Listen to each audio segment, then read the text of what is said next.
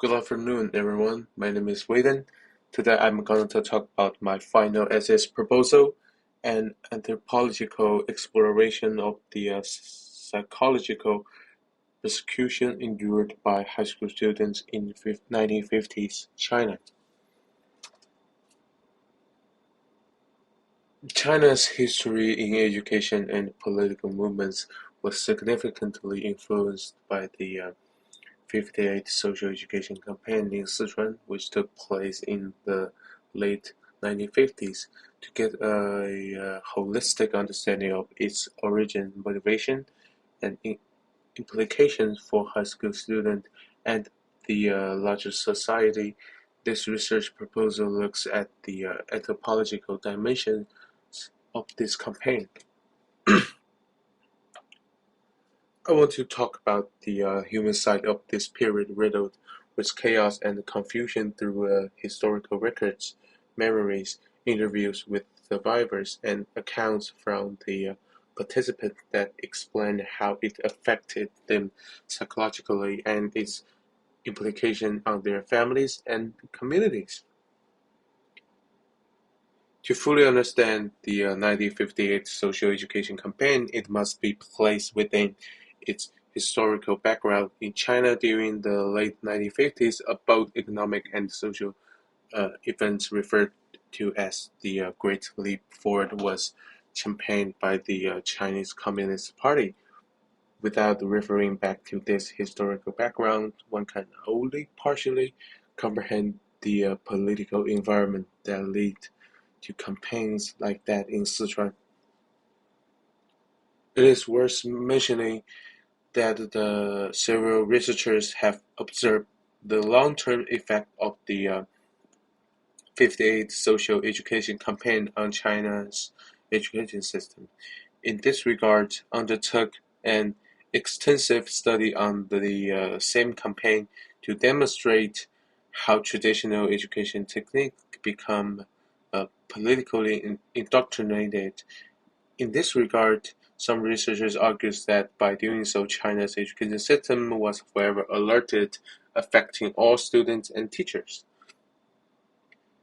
It can be observed from several research and studies that during the campaign, conventional educational goals were subsumed by the ideological demands of the Chinese Communist Party.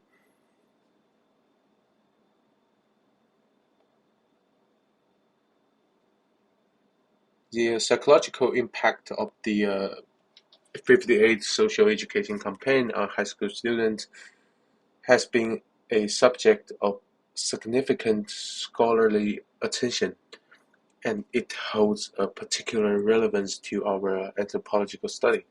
An example which my grandfather's work uh, serves to illustrate how deep-seated the psychological effects can be. This incident highlights that the campaign did not just bring high school students under political pressure, but also deeply traumatized them emotionally and psychologically.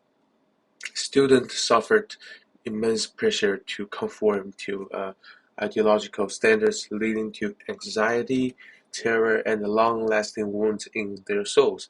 The best example for this is my grandparents' self-experience.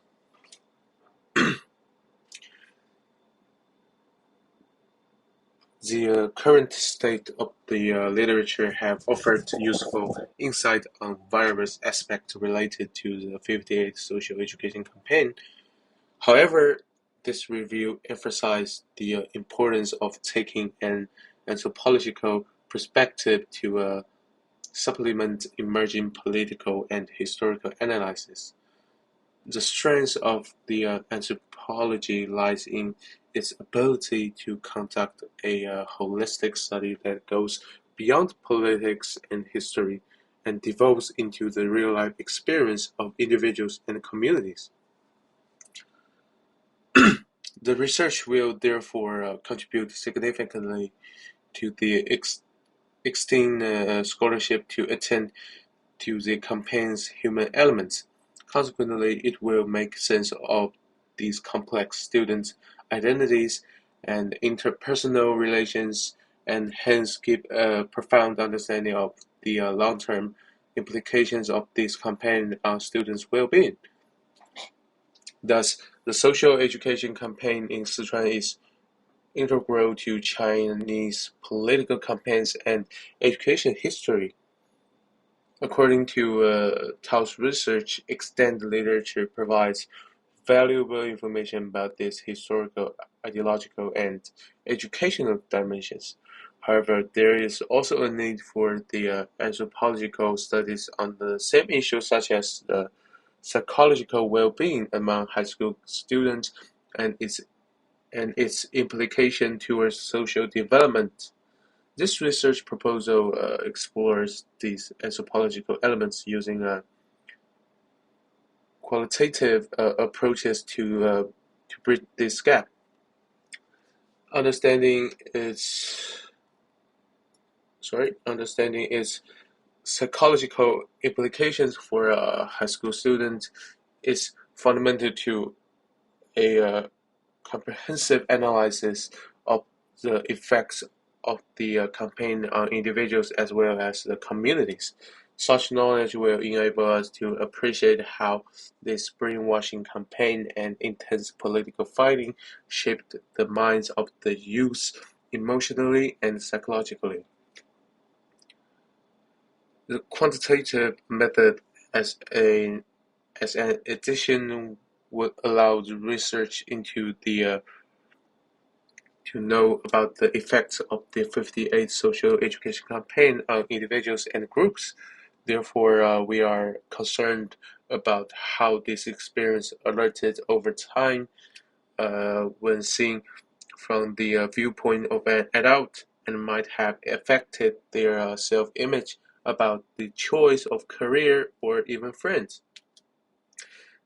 This has also allowed us to follow subjects for several years, examining them over time to see how political struggles affect individuals while growing up or society's collective memories regarding things like wars or social movements.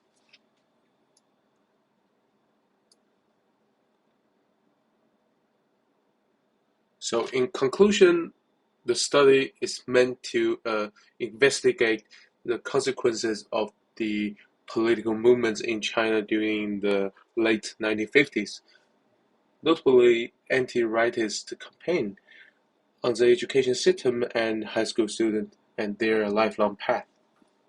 The study hypotheses are drawn from historical context, research design, and project methodology, telling the many-sided era in Chinese history, not just a single part. The study assumes that those junior high school students had a different education with extreme political influence during that era. Those campaigns sought to shape teenagers' minds in a particular way so they could think only according to ideology.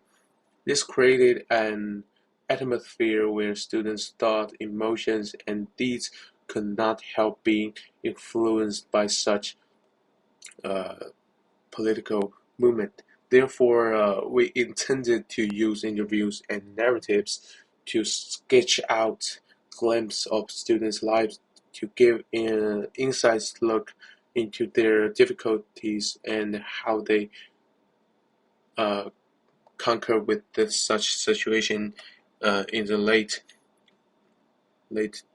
many years. And thanks for watching.